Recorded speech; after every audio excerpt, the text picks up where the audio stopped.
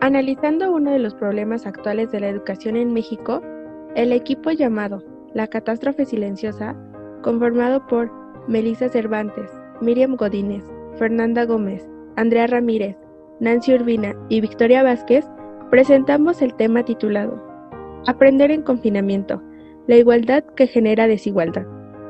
Comenzamos. A partir de la coyuntura de la pandemia de COVID-19, se fueron vislumbrando algunos problemas que ya estaban insertos en nuestra sociedad, como lo es la carencia del aprendizaje significativo dentro del sistema educativo mexicano.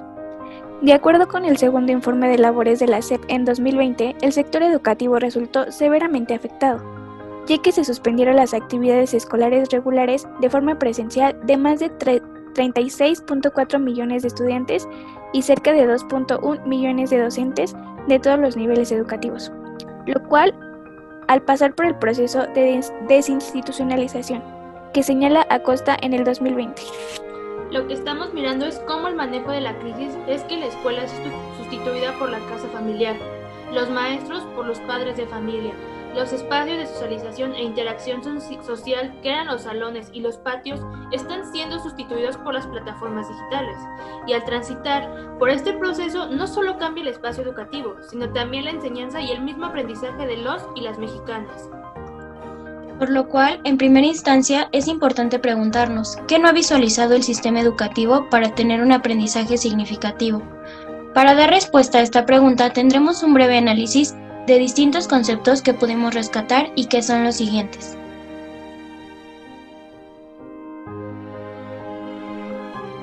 ¿La desigualdad afecta a la permanencia y a la deserción en la educación? Respondiendo a la pregunta, primero debemos definir a la deserción, lo que Insulza 2011 define como la que se deriva de la discriminación de diversos factores que excluyen a todos o casi todos los miembros de un grupo y la convierten en un fenómeno multidimensional y la hacen incompatible con nuestros ideales democráticos. Ahora bien, la desigualdad se afecta a la deserción educativa y lo hace por medio de factores que continúan en el acceso a la educación y a la calidad de la misma, que hacen que este acceso se vea limitado e incluso lleve a los extremos de abandono por falta de recursos. Actualmente, con la educación en línea, los factores que se condicionan en el acceso son la clase social, la raza, la etnia, el género y la ubicación geográfica, o el tipo de institución educativa a la que se pertenece. En palabras de Juan Martínez Pérez, director de la Red por los Derechos de la Infancia en México, que menciona que hay una grave violación de los derechos humanos de los alumnos, el Estado mexicano está obligado a garantizar este derecho a la educación y a los insumos para ello. Aludiendo a lo anterior, tomamos a la desigualdad como un factor determinante que arraiga la deserción. De acuerdo con los datos del Instituto Nacional de Estadística y Geografía, INEGI, obtenidos en su encuesta nacional sobre disponibilidad y uso de tecnologías de la información en hogares de 2019, por poner un ejemplo, actualmente solo el 40% de los hogares en México cuentan con computadoras con acceso a Internet. El resto puede que cuente con ella, pero no con conexión a alguna red. Como lo menciona Armando Rocío, 2020, la educación a distancia requiere del conocimiento previo de las materias y de los métodos y las estrategias, las prácticas pedagógicas y didácticas que desconocen los padres de familia y que son competencia para los docentes, por lo cual el acceso a las plataformas digitales resulta imposible, cuando la infraestructura tecnológica y los equipos de cómputo conectados a Internet no están disponibles en los hogares de escasos recursos y requieren de una capacitación o formación para la enseñanza del aprendizaje en línea. El siguiente punto es la permanencia y la deserción. Por lo mencionado anteriormente, y ustedes con su propia experiencia actualmente en su educación, ¿qué aprendizajes hemos adquirido en esta educación de emergencia? ¿El no aprender repercute en la permanencia y deserción? En el encuentro organizado por la Secretaría de Educación, Ciencia, Tecnología e Innovación del Gobierno de la Ciudad de México, el doctor Eduardo Peñalosa Castro, rector general de la Universidad Autónoma Metropolitana, afirmó que las instituciones deberían ofrecer actividades motivantes que favorezcan condiciones adecuadas para el aprendizaje, lo cual es un elemento sustancial para la permanencia de los alumnos. Los estudiantes tendrán que percibir un ambiente óptimo y entender la relevancia de los temas revisados, es decir, que sean pertinentes y estén situados alrededor de un entorno auténtico. La doctora Mónica Camacho Lizárraga, docente del Centro de Investigación y Docencias Económicas, refirió que la presencialidad y la virtualidad son esquemas en los que aspiramos a que el acto formativo ocurra, con todos los intercambios, transferencias e interacciones que implica y que son inherentes al sector educativo. Otro aspecto importante a mencionar es el aprendizaje significativo. Díaz, en 1999, dice que el hablar de aprendizaje significativo es referirnos a la creación de estructuras de conocimiento mediante la relación sustantiva entre la nueva información y las ideas previas de los estudiantes. Este debe ser más importante y deseable que el repetitivo y que el continuismo curricular, pues debe lograr que el alumno construya significados y así darle sentido a lo aprendido, entender en su ámbito de aplicación y la pertinencia de situaciones académicas y cotidianas. El papel de la motivación en el logro del aprendizaje significativo se relaciona con la necesidad de fomentar en el alumno el interés y el esfuerzo necesario, siendo su labor del profesor ofrecer la dirección y la guía pertinente en cada situación. Pero para esto es importante recalcar que se requiere una disposición para aprender significativamente por parte del alumno y una intervención del docente en esta dirección. Así que reflexionemos. ¿Ustedes creen que en esta actualidad en verdad se esté teniendo un aprendizaje significativo? Para dar continuidad, es necesario hablar del aprendizaje situado. Cuando hablamos de aprendizaje, enseguida vinculamos el concepto de enseñanza, y es que son conceptos que están relacionados. Es decir, para que exista un aprendizaje, se debe pensar en la enseñanza. Y entre estos dos conceptos se encuentran inmersos el alumno y el docente, donde además de que ambos adquieren aprendizajes de su socialización y de ellos mismos, está vinculado el concepto de evaluación, donde no podemos hablar de aprendizaje sin olvidar de qué forma se va a evaluar el aprendizaje. La concepción de aprendizaje se ha ido transformando con el paso del tiempo. Anteriormente, el aprendizaje solía ser un proceso de transmisión y recepción de información.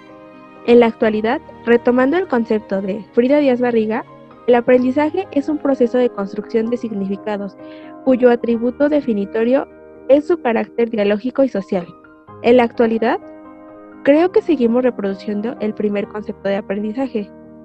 Recuperando información de la encuesta realizada por la UNAM, se hizo referencia a la necesidad de formarse alrededor de aspectos como la manera de redistribuir el tiempo, el conocimiento de herramientas digitales, el diseño instruccional en una plataforma en línea, las formas de evaluación y la creación de contenidos, entre otras cosas. Algunos ejemplos de respuestas docentes fueron las siguientes. En general, a través de mi dependencia estoy siendo apoyada, pero me gustaría recibir cursos de capacitación tecnológica para aprender a manejar más y mejor las TIC. Tal vez, el mayor reto es la evaluación a distancia. La responsabilidad que tienen los docentes y alumnos por el aprendizaje siempre ha sido un reto educativo, pero en la actualidad lo es aún más. Tomando en cuenta la tarea del docente, es importante hablar del currículo educativo, el cual es puente entre la teoría y la acción.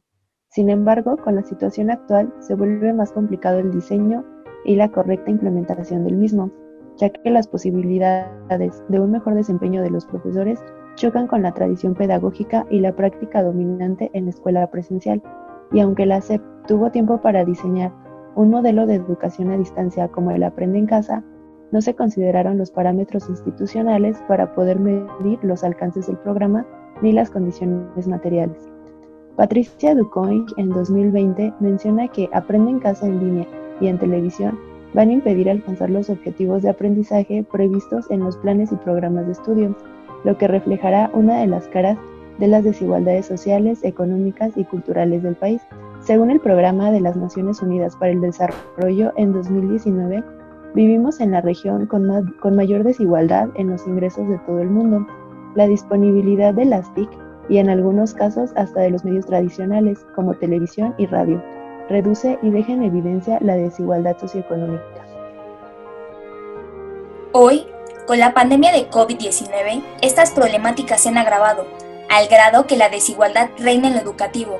Sin embargo, en palabras del secretario de Educación Pública, Esteban Moctezuma, frente al Senado, hoy, 2020, señaló: hay una educación pública en México antes y debe haber otra a partir de la pandemia.